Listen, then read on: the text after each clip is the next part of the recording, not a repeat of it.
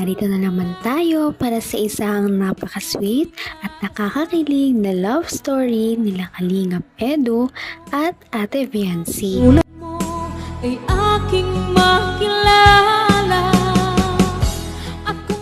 Para sa pagpapatuloy ng ating love story ay grabe at nagulat talaga ang lahat kay Kalingap Edu dahil may ginawa na naman siyang nagpakilig kay Ate Viancy sa Hong Kong. Ito ang pagpapatuloy ng kanilang mga kilig moments na nangyari sa kanilang Hong Kong trip. Noong nakaraan nating video ay makikita natin na sila ay naggagala dito sa Hong Kong at sobrang nag-enjoy si Ate Viancy sa mga magagandang pailaw. At noong umupo nga muna sila sandali ay biglang nagulat ang lahat dahil may binigay si Kalingap Edu kay Ate Viancy.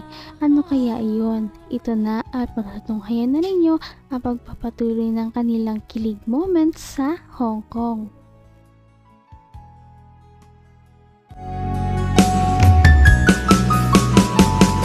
Ang nais ko lang Ito ang pinakamahalaga.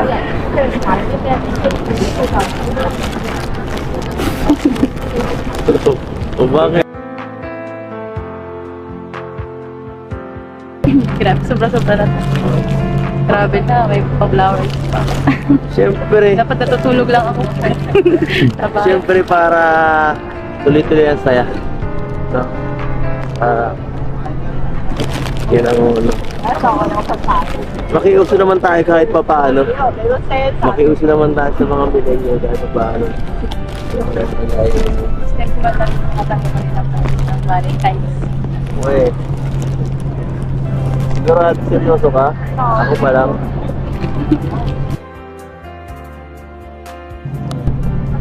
Bakit? Wala ba akong binigay last year?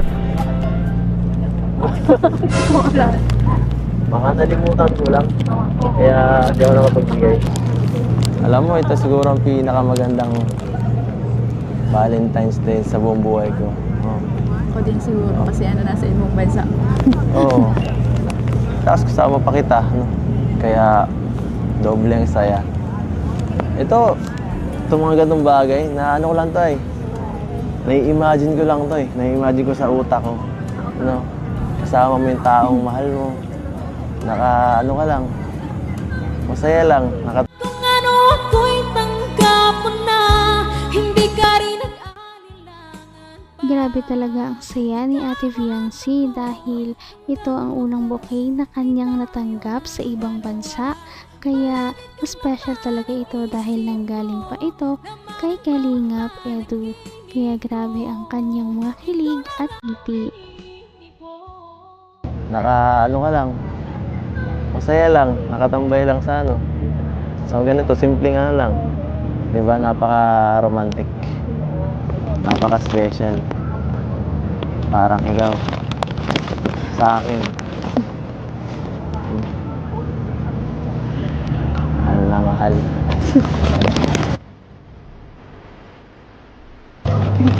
Salamat ha. Ha? Wala yan. Siyempre, dapat lang. Araw-araw ko nga dapat ikaparamdam eh. Kaso, malayo. Medyo... Sobra-sobra na yung ginagawa ko. Bakit naman?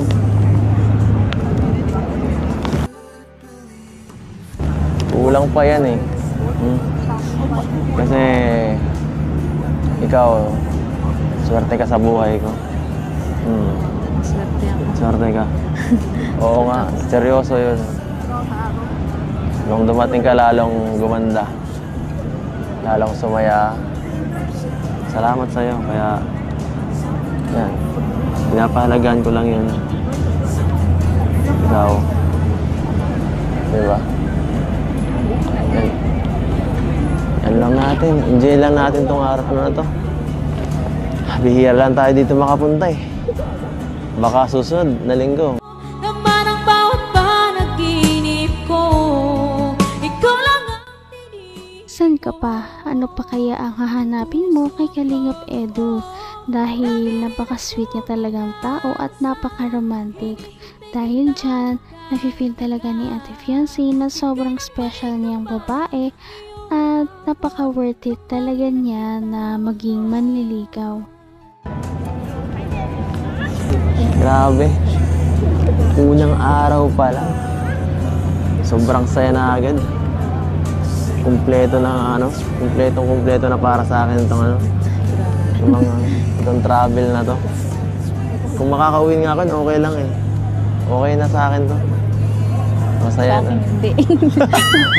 Disneyland pa. Disneyland pa? Okay. Disneyland. Sa bagay. Sasamahan kita sa lahat ng rides na gusto mo dun.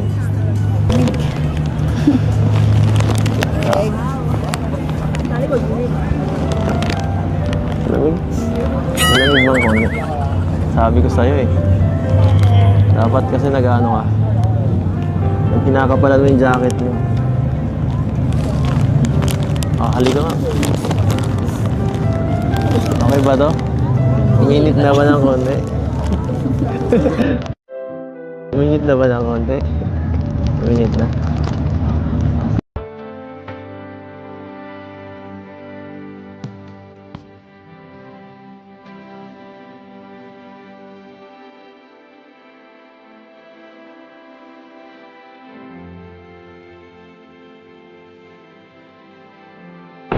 So ayun mga kalingap, and pauwi na po kami kasi bukas ay Disneyland po kami. Kailangan namin ng Hanggang wakas ay tayo ng dalawa. Palagi kang Hindi talaga nila makakalimutan ang travel na ito dahil napakaraming mga nangyayari na sobrang unforgettable para sa kanila dahil sobrang saya. Ngunit mararagdagan pa yan sa kanilang mga susunod na araw dito sa Hong Kong na makikita rin ninyo sa ating susunod na video. Ngunit bago iyon, bukas ay Disneyland po kami. Kailangan namin ng medyo mahabang pahinga kasi yung Disneyland medyo mapagod yun, buong araw po yun.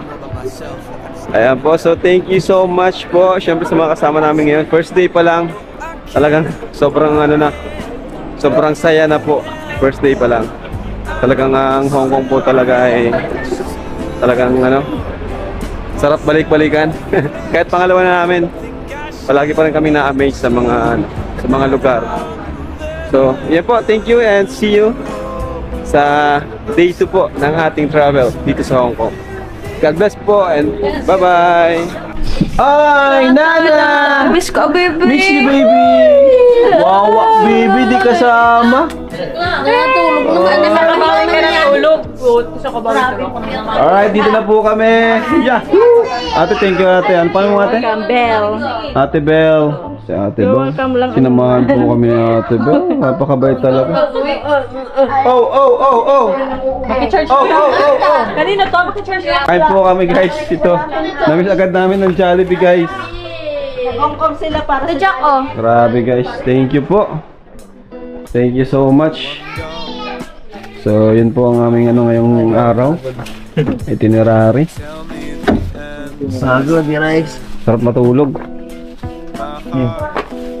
Kain muna, kain bago tulog. ito na nga ang ating pinakahinihintay na travel ng EDC Love Team dahil sa susunod nating video ay makikita na ninyo ang kanilang paggagala at pag-i-explore sa Disneyland na silang dalawang magkasama, kaya naman mahabang pahingahan muna ang kanilang kakailanganin.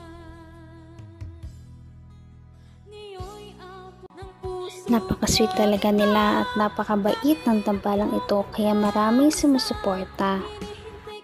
Kaya naman sana ipatuloy natin silang suportahan at mahalin si Viancy, si Kalingap Edu at ang Kalingap Team. Yun lamang at maraming salamat sa panonood. Abangan natin kung magkakatuluyan ba talaga si Kalingap Edu at Viancy. Hanggang sa muli. Bye! Ngayon'y abot